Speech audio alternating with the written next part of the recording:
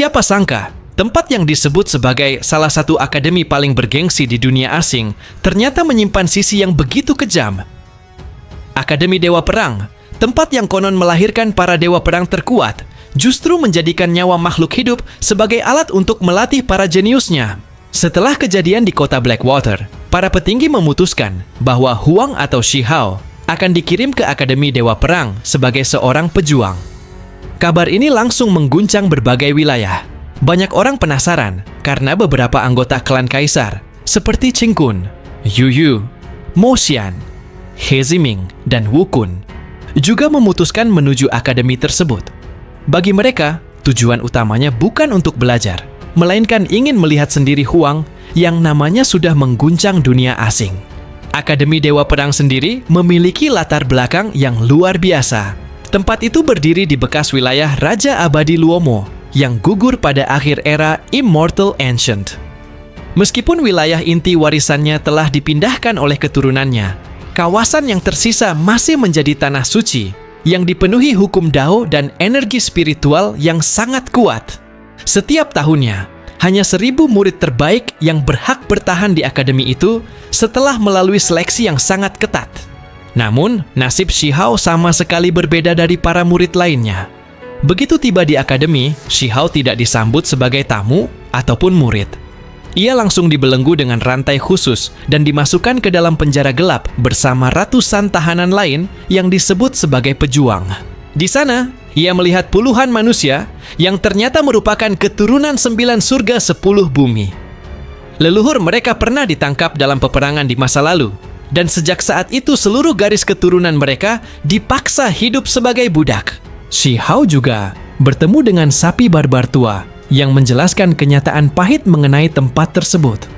Para pejuang bukanlah petarung terhormat, melainkan alat hidup yang digunakan untuk membantu para murid memahami Dao melalui pertarungan sungguhan. Sebagian besar dari mereka adalah tahanan atau keturunan tawanan perang yang tidak lagi memiliki harapan untuk memperoleh kebebasan.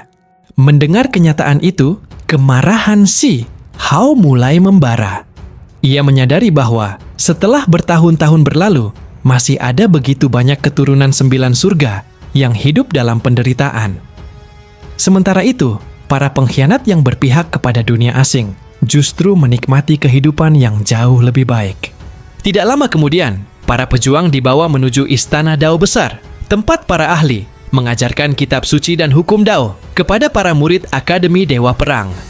Istana itu begitu megah, dipenuhi aura Dao yang sangat kuat dan mampu menampung ratusan ribu orang. Di tempat itulah para murid mendengarkan ceramah dari seorang ahli yang hampir memasuki alam abadi. Namun, setelah ceramah selesai, suasana berubah menjadi sangat mengerikan. Seorang ahli yang memiliki setengah langkah menuju alam makhluk tertinggi mulai memperagakan teori tentang potensi tubuh.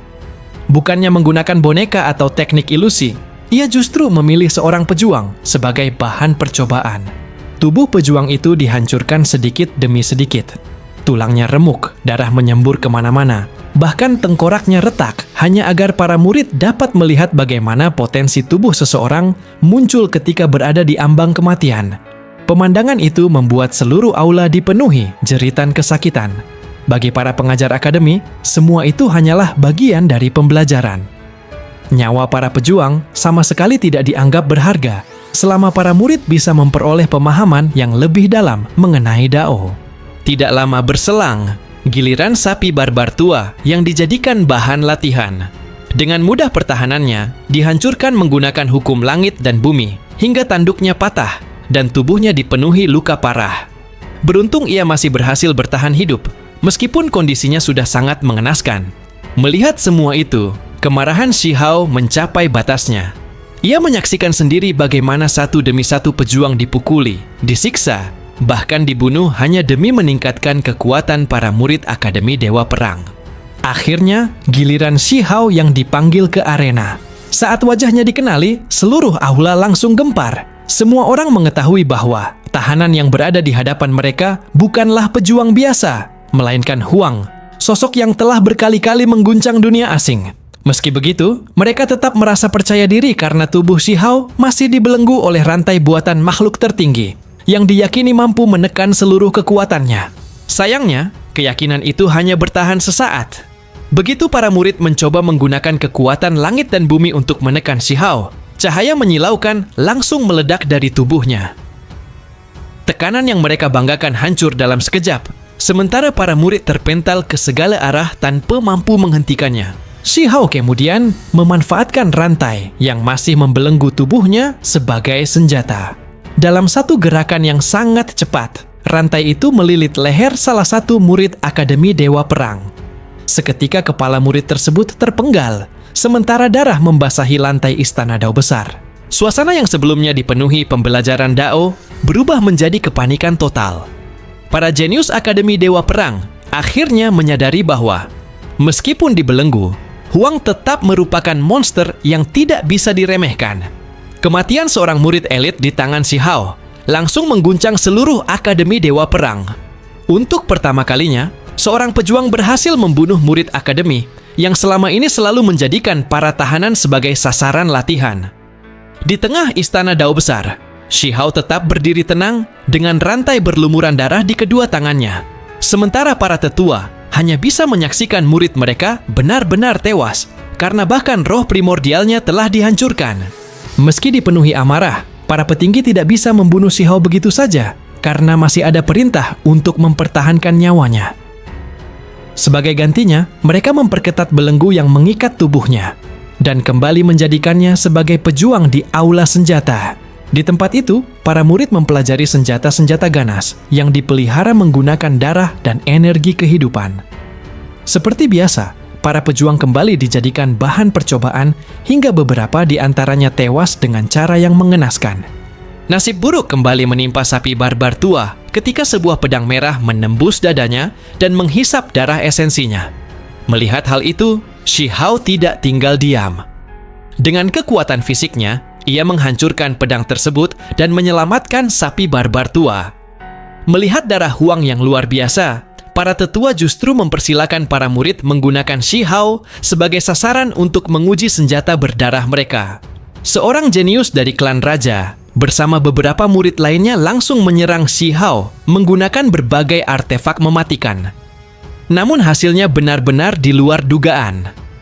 Meskipun dibelenggu dengan 2 lapis rantai buatan makhluk tertinggi, Shi Hao masih mampu menghancurkan Heaven Gathering Parasol dan berbagai senjata lainnya hanya dengan kekuatan fisiknya. Para pemilik senjata langsung memuntahkan darah karena artefak mereka hancur.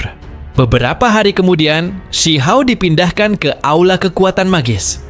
Kali ini ia dikurung di dalam penjara emas dan didorong ke bagian terdalam aula yang dipenuhi tekanan kekuatan magis.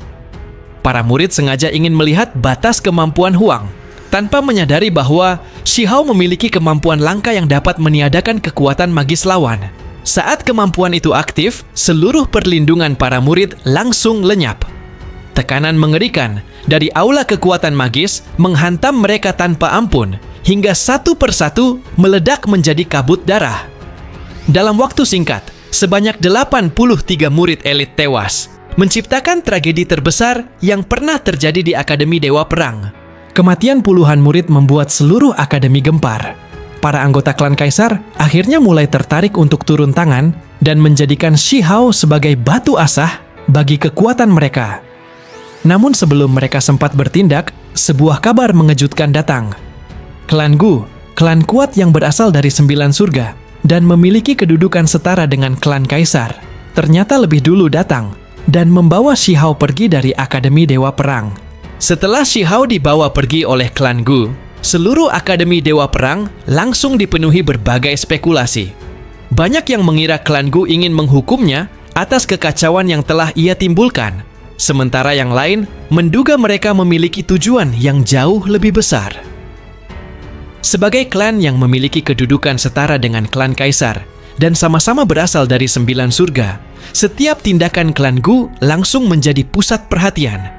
Tidak lama kemudian, Mo Xian, Qing Kun, Yu Yu, Wu Kun, dan He Ziming memperoleh kabar bahwa Shi Hao ternyata belum dibawa keluar dari akademi. Ia sedang berada di aula penyempurnaan obat, tempat yang selama ini terkenal sangat sepi. Karena para kultivator dunia asing lebih tertarik mengejar kekuatan tempur daripada mempelajari seni penyempurnaan obat. Mengetahui hal itu, mereka segera menuju ke aula tersebut untuk mencari tahu apa yang sebenarnya sedang terjadi.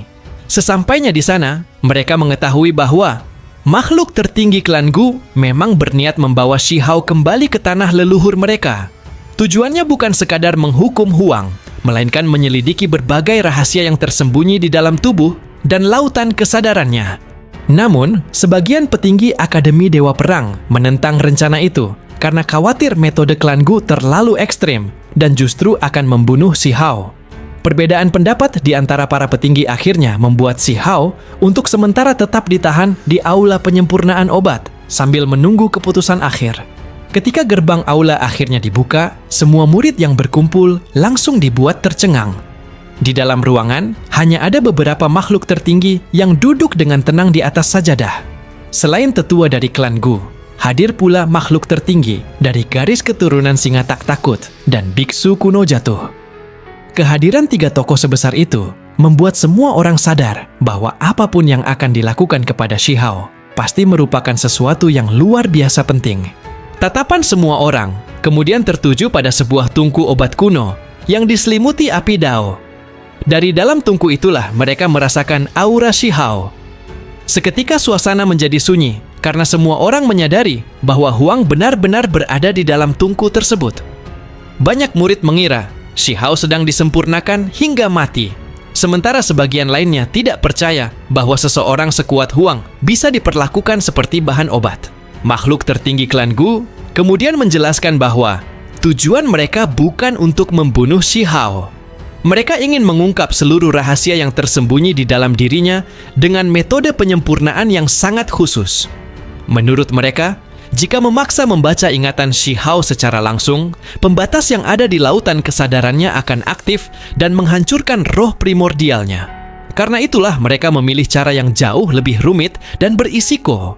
Api dao di bawah tungku terus berkobar semakin kuat. Di bawah kendali makhluk tertinggi klan Gu, tubuh Shi Hao perlahan mulai terurai. Energi darah, energi esensi, hingga berbagai kekuatan tersembunyi di dalam tubuhnya dipisahkan sedikit demi sedikit. Bahkan, setiap potongan tubuhnya memancarkan bunga dao yang melambangkan potensi luar biasa yang selama ini tersembunyi di dalam dirinya. Pemandangan itu membuat seluruh murid Akademi Dewa Perang terpana karena mereka baru pertama kali melihat seseorang diperlakukan sebagai obat manusia untuk mengungkap potensi terdalam tubuhnya. Seiring proses penyempurnaan berlangsung, semakin banyak makhluk tertinggi berdatangan ke aula penyempurnaan obat. Mereka ikut mengawasi jalannya proses tersebut dan memastikan satu hal, yaitu roh primordial Shi Hao tidak boleh mengalami kerusakan.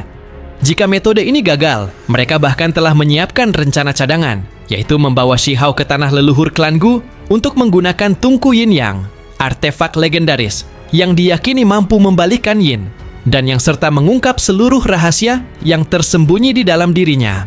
Meski suasana dipenuhi ketegangan, makhluk tertinggi klan Gu tetap terlihat sangat tenang. Mereka yakin metode penyempurnaan ini bukan hanya mampu membuka seluruh misteri yang dimiliki Shi Hao, tetapi juga dapat memanen seluruh potensi luar biasa yang tersembunyi di dalam tubuhnya. Sementara itu, semua orang di aula penyempurnaan obat hanya bisa menyaksikan dengan napas tertahan, menunggu apakah Huang akan selamat dari proses yang belum pernah mereka lihat sebelumnya.